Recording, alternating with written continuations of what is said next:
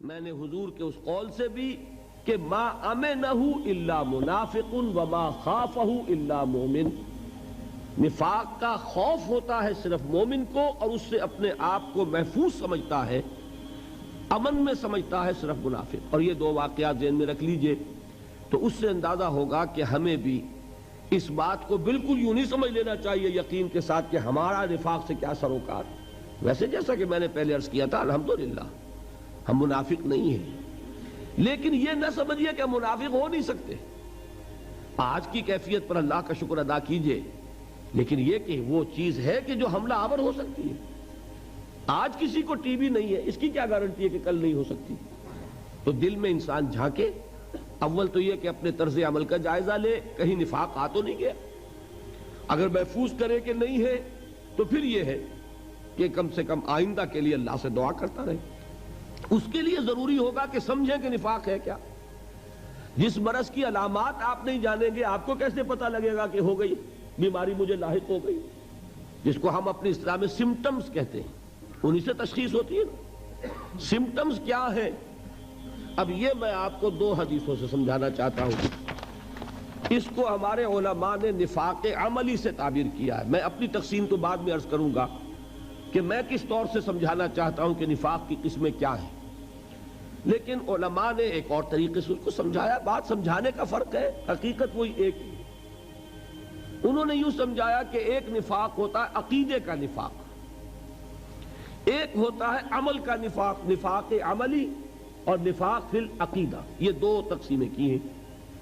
اور نفاق عملی سے تعبیر کیا ہے اس چیز کو کہ جو حضور صلی اللہ علیہ وسلم کی ان حدیثوں میں آئی ہے۔ یہ حدیثیں، اتفاق کی بات ہے کہ میں نے حال ہی میں ایک مضمون لکھا تھا جس کی دو قسطوں میں اشاعت ہوئی جنگ میں۔ دیکھیے ایک حدیث ہے، دونوں یہ حدیثیں جو میں سنا رہا ہوں آپ کو، یہ متفق علیہ ہیں، یعنی بخاری میں بھی ہے، مسلم میں بھی ہے۔ اور یہ میں پہلے کہہ چکا ہوں کہ حدیث کا کوئی درجہ اب اس سے اوپر نہیں۔ متفق علیہ روایت جس کو کہہ دیا جائے کہ جس کی صحت پر امام بخاری اور امام مسلم دونوں کا اتفاق ہے، اور یہ چوٹی کے محدثین ہیں، تو گویا کہ کوئی شک نہیں اب ہمیں ہو سکتا اس حدیث کی صحت میں، اس کے درست ہونے میں، حضور کے کلام ہونے میں کوئی کلام نہیں ہو سکتا۔ وہ دونوں روایتیں کیا ہیں؟ عن ابی ہریرہ، حضرت ابو ہریرہ رضی اللہ تعالیٰ عنہ سے روایت ہے، قال قال رسول اللہ صلی اللہ علیہ وسلم، کہ اللہ کے رسول صلی اللہ علیہ وسلم نے ارشاد فرمایا۔ اب یہاں سے حضور کا جو اپنا قول ہے شروع ہو رہا ہے۔ کیا ہے؟ آیت المنافق ثلاث، منافق کی تین نشانیاں ہیں۔ کیا ہیں؟ اذا حدث کذب، جب بولے جھوٹ بولے، واذا وعد اخلف، جب وعدہ کرے خلاف ورزی کرے، واذا اؤتمن خان، اور جب اس کے پاس امانت رکھوائی جائے خیانت کرے۔ یہ الفاظ تو ہیں بخاری اور مسلم دونوں کے۔ آیت المنافق ثلاث، منافق کی نشانیاں تین ہیں، جب بولے جھوٹ بولے، وعدہ کرے خلاف ورزی کرے، امانت رکھوائی جائے خیانت کرے۔ اس کی جو روایت آئی ہے مسلم شریف میں، اس میں مزید الفاظ یہ ہیں، وَإِن صَامَ وَصَلَّى وَزَعَمَ أَنَّهُ مُسْلِمٌ، خواہ ایسا شخص نماز پڑھتا ہو، روزہ رکھتا ہو، پورا یقین رکھتا ہو کہ میں مسلمان ہوں، اگر یہ چیزیں اس میں موجود ہے تو وہ منافق ہے۔ اس میں تو بہت زور پیدا ہو گیا۔ وَإِن صَامَ، خواہ وہ نماز روزہ رکھتا ہو، وَصَلَّى، اور نماز پڑھتا ہو، وَزَعَمَ أَنَّهُ مُسْلِمٌ، اور اسے زعم ہو کہ وہ مسلمان ہے، لیکن یہ کہ اگر یہ تین صفات اس میں ہیں وہ منافق ہے۔ دوسری حدیث سنیے، یہ بھی متفق علیہ، اس کے راوی ہیں حضرت عمر کے صاحبزادے عبداللہ رضی اللہ تعالی عنہما، وعن عبداللہ ابن عمرو، نہیں یہ حضرت عمرو ابن العاص کے صاحبزادے ہیں۔ ایک حضرت عمر ہیں خلیفہ ثانی جن کا واقعہ میں نے آپ کو سنایا، وہ عمر ہیں۔ ایک عمرو ابن العاص ہیں جو گورنر تھے مصر کے، اس میں واو آتا ہے، لوگ عمرو پڑھ دیتے ہیں اس کو، وہ غلط ہے۔ عمرو واو نہیں بولے گا اور عین پر زبر ہے، یہ ہے عمر، حضرت عمر رضی اللہ تعالی عنہ خلیفہ ثانی فاروق اعظم، اور وہ ہے عمرو ابن العاص، میم پر جزم ہے، عین پر زبر ہے۔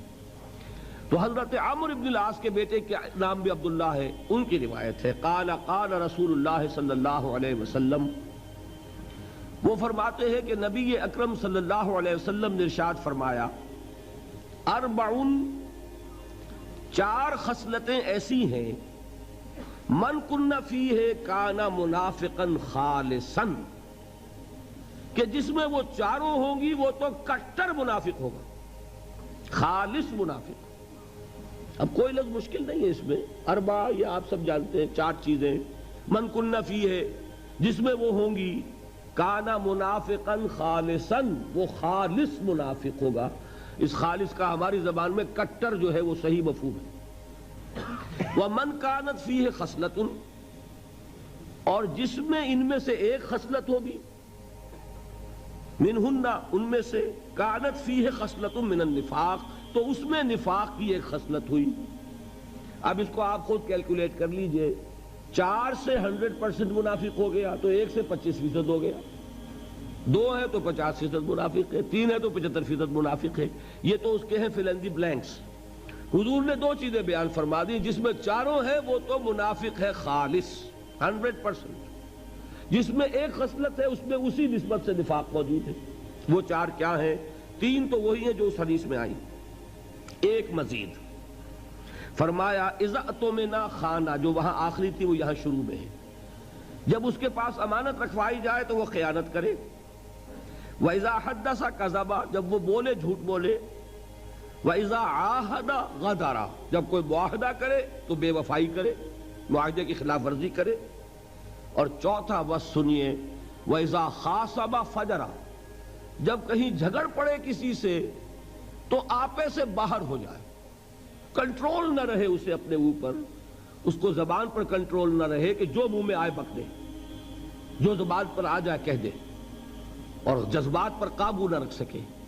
آخر اختلاف تو ہو ہی جاتا ہے، لیکن یہ کہ اختلاف میں بھی انسان وہ ہے کہ جو اپنے آپ کو قابو میں رکھے۔ تو یہاں چوتھی صفت یہ بیان کی اذا خاصم فجر، فجر کے معنی پھٹنا، یہ فجر جو ہے پاؤں پھٹنے کو فجر کہتے ہیں۔ رات کی تاریکی کا پردہ چاک ہوتا ہے اور وہ دھاری نمودار ہوتی ہے، فجر ہے، والفجر ولیال عشر، تو پھٹنا اس میں ہے۔ اسی طرح آپ نے پڑھا ہوگا قرآن میں فنفجرت منہ اثنتا عشرۃ عینا، وہ چٹان پر جب عصا پڑا تھا حضرت موسیٰ علیہ السلام کا تو اس میں سے پھوٹ بہے 12 چشمے، تو فجر کا مفہوم ہے پھٹ جانا۔ تو جیسے انسان پھٹ جاتا ہے، ایکسپلوڈ ہو جاتا ہے، یہ آپ لفظ استعمال کرتے بھی ہیں، کوئی شخص ضبط کیے ہوئے ہے، آپ کی 10 باتیں تو اس لیے 11ویں کے اوپر ایک دم ایکسپلوڈ ہوتا ہے۔ تو یہ بھی در حقیقت ایک خصلت ہے نفاق کی، کہ آدمی اپنے اوپر کنٹرول نہ رکھ سکے، اور یہ کہ پھر اس کو کوئی ہوش نہ رہے کہ جو بات میں کہہ رہا ہوں مجھے کہنی چاہیے کہ نہیں۔ یہ ہے 4 وہ خصلتیں کہ چاروں ہوں تو منافق خالص، ایک ہے تو اسی نسبت سے نفاق۔